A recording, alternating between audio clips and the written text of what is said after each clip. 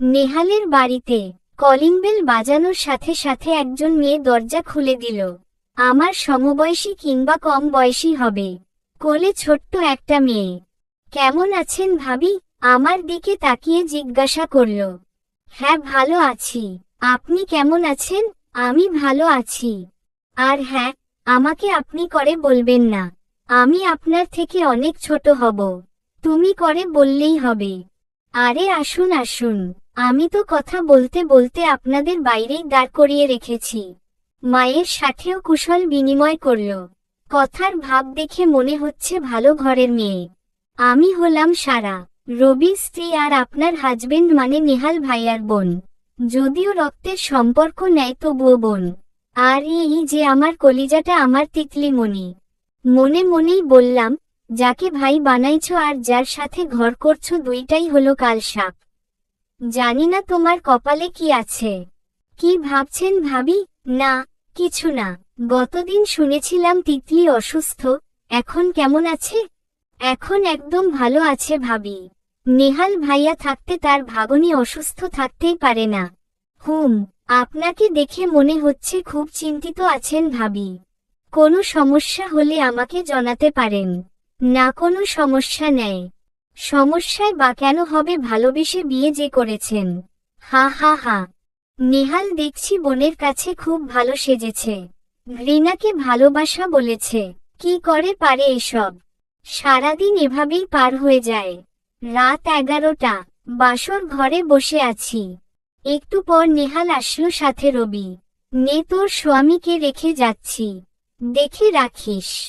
এরা এমন ভাব করছে যেন আমি নিজ ইচ্ছায় বিয়ে করেছি। সবটা যে ওরা জোর করেছে সেটা কি মনে করতে চাচ্ছে না নাকি বুঝতে পারছে না? রবি চলে গেল। সামনে বসে আছে নেহাল। মনের ভিতর একটাই ভয়, যদি নেহাল আমার উপর স্বামিত্ব ফলায় কি করব আমি? নিজেকে কি ওর কাছে বিলিয়ে দেব নাকি বাধা দেব? নেহাল নিজের উপস্থিতি জানান দিচ্ছে, কিন্তু আমি কোনো কথা বলছি না। অনেকক্ষণ পর, রাত্রি, জানি তোমাকে জোর করে বিয়ে করেছি। আবার অতীতে তোমাকে নিজের দোষেই দূরে সরিয়েছিলাম। আমি ভুল করেছি, আমাকে কি মাফ করা যায় না? আপনি শুধু ভুল করেননি, আপনি পাপও করেছেন। আর পাপ ক্ষমা করার মালিক আমি না, আল্লাহর কাছে মাফ চাইবেন। তার মানে তুমি আমাকে ক্ষমা করে দিয়েছ? আমি কোনোদিন আপনাকে ক্ষমা করলে আমার মৃত বাবার সাথে অন্যায় করা হবে, যাকে টাকার বিনিময়ে একটা কাপুরুষের কাছ থেকে নিজেরই মেয়েকে কিনতে হয়েছিল। বলুন তো কিভাবে ক্ষমা করব আপনাকে? মনকে বলে দেখো, ঠিক পারবা। মনে মনে বললাম, মনকে কি বোঝাবো নেহাল, তুমি যা করেছো মাফ করা যায় না। আর কত ভালোবাসার দোহাই দিবে তুমি? নিজেকে ছোট করতে করতে যে তুমি নিশ্চিহ্ন হয়ে যাচ্ছ আমার মন থেকে, সেটা কি ভেবে দেখেছ? আর হ্যাঁ রাত্রি, আমি তোমার কাছে আজকে স্বামীর অধিকার চাচ্ছি, তুমি কি দিবে? আজকে বিয়ে করলেন আর আজকেই আমার দেহ চাচ্ছেন? এমন হলে তো পতিতালয়ে যেতে পারতেন। কোথায় আপনার ভালোবাসা? এইটা ভালোবাসা? তুমি আল্লাহর কালাম সাক্ষী করা স্ত্রী।